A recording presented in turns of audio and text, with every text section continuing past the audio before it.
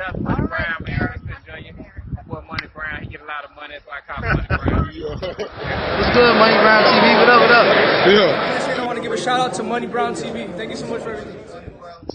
Hey, this is Ryan Garcia here. Shout out to Money Brown TV. And keep punching, baby.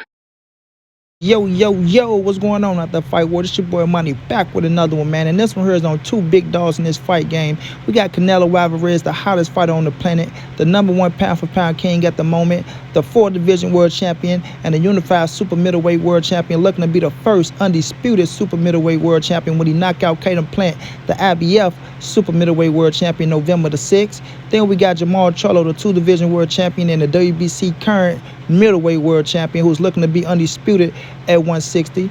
But for the most part, he want to face this man right here, Canelo Alvarez.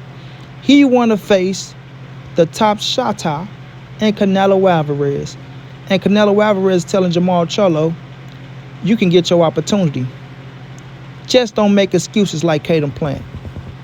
You can get your opportunity, but just don't make no excuses like Caden Plant. You understand what I'm saying? Now, he was on Brian Custer. Y'all all know that. Brian Custer asked Canelo Alvarez, who do you see yourself fight next? David Benavidez or Jermall Charlo? Canelo said, Jermall Charlo. So Canelo wants to fight Charlo, bro. He wants that fight. He understand that's a fight for his legacy, bro. He understand that everybody want to see him fight Jermall Charlo. He respect Jermall Charlo. Let's keep it real. Canelo respect Jermall Charlo. He got respect for him, right? But right now, he's going for undisputed at 168. And that's where he's resigned at 168. Now, Jermall Charlo, right, was Canelo mandatory at 160. Canelo had got the franchise title because he wanted to go up to fight for the super middleweight titles, right? So he ended up standing at super middleweight. Jermall Charlo was elevated to the WBC champion at the middleweight division, right? Now Charlo is the king of the middleweight division. You understand what I'm saying? So Charlo has opportunities at middleweight like Demetrius Andrade, Triple G Murata. He can fight those kind of guys. He can fight those caliber guys. And those are big names for him on his resume. He can build his resume. He can make great money as well. But Charlo want to fight Canelo Alvarez as well. Charlo want to fight him when he was the mandatory. It didn't happen, right? Now he have another opportunity to fight Canelo at 168. But Charlo will have to move up to 168. He will have to move up to 168 because Canelo not coming to 160. So if he want to fight, he got to come to 168, keep it true, keep it real. But if he come to 168, he got to meet that man David Benavidez. Video coming soon. I say video coming soon. Now with this guy right here, Caden Plant, the guy that's making all the excuses in the motherfucking world, the little crybaby, the man that wants everything his way, who want to talk about Canelo, but he's really acting like a diva. Yeah, Caden Plant acting like a diva.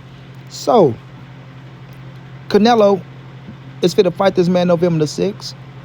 This man wanted the Canelo fight. He wanted to fight for undisputed. He was so thrilled and happy to be going up against Canelo Alvarez, but then he changed all of a sudden, started making so many excuses and crying like a little girl once the fight got signed. So now Canelo's going to put him in his place November the 6th, show him that there's levels to this shit. You are a good fighter. You know what I'm saying? You're a good little champion, but I'm a legendary champion. See, it's a difference. Caden Plant is a good little champion, but Canelo Alvarez is a legendary champion. And them skills are going to show November the 6th. But like Canelo said, Charlo, don't make no excuses like no fucking Caden Plant.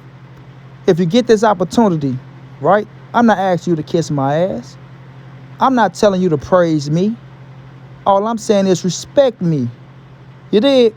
Respect me for giving you the biggest opportunity of your life, for giving you the biggest payday of your life, for giving you a chance at making history. History. And that shit deserve respect, bro. You feel me? It deserve respect. You did? Yes, you can work your ass off to get to a certain position in this boxing game. But your dance partner got to be willing. Your dance partner got to be willing, bro. At the end of the day, you can get to the top and you can be right in position to fight a top dog. And that top dog will be like, man, fuck you. I ain't fighting you. I'm going to go fight somebody else. Because that's his prerogative.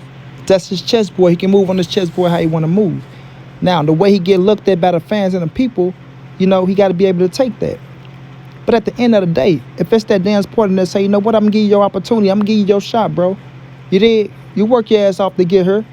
But I'm the king. You did. I'm the one that's giving you the opportunity. I'm the name. I'm the money.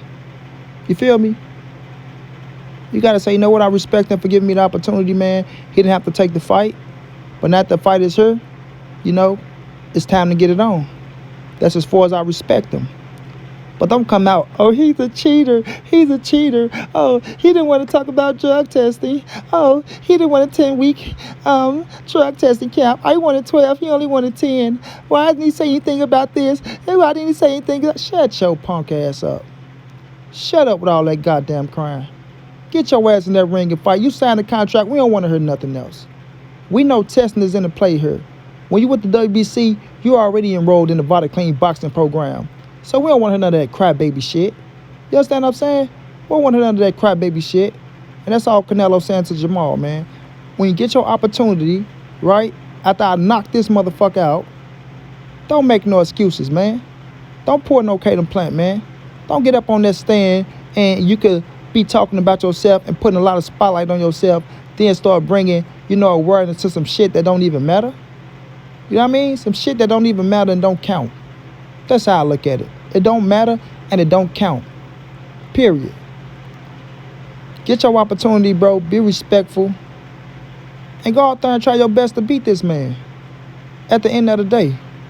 Now, everybody want to see Canelo versus Jermall Charlo. A lot of people feel like Canelo ducked Jermall Charlo. You know what I'm saying? They can't stop bringing it up. Well, why didn't he fight Charlo? Why didn't he fight Charlo? Charlo. Charlo is my guy, too. I fucks with Charlo. Let's get that ready. Let's get that correct right now, right? I fuck with Charlo. But Canelo do call the shots. Canelo is the money man. Canelo is the number one fighter in the game. So, when Canelo tells Charlo you want your opportunity, you have to come to 168. Then Charlo can't say, nah, Canelo, if you want to fight me, you got to come to 160. No. It don't work that way. It don't work that way. Charlo said out his own mouth already, I'm coming up to 168. It's time to get the fans what they want. Charlo versus Canelo Alvarez. He know what the game is. He know he got to play ball. He know he got to go to 168. Now, you put things in the contract that you would like to go in your favor at 168, but make no mistakes about it. Canelo say he's not coming back to 160 for nobody. Only person that he might consider coming to 160 for is Earl the True Spence Jr. because he's coming up from a smaller weight class. Before it's Jermall, Andrade, Benavidez, everybody else, he going to be at 168. I know Benavidez at 168. Right? He's not going down for nobody. And they got to respect that, bro.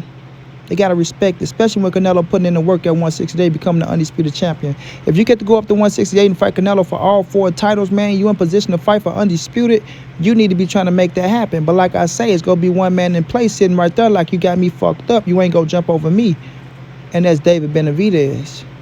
And he got a fight coming up soon against Uskatati to become the IBF and the WBC mandatory to Canelo Alvarez. So Charlo will have to, step into that round to see Benavidez, because Benavidez ain't stepping to the side for nobody.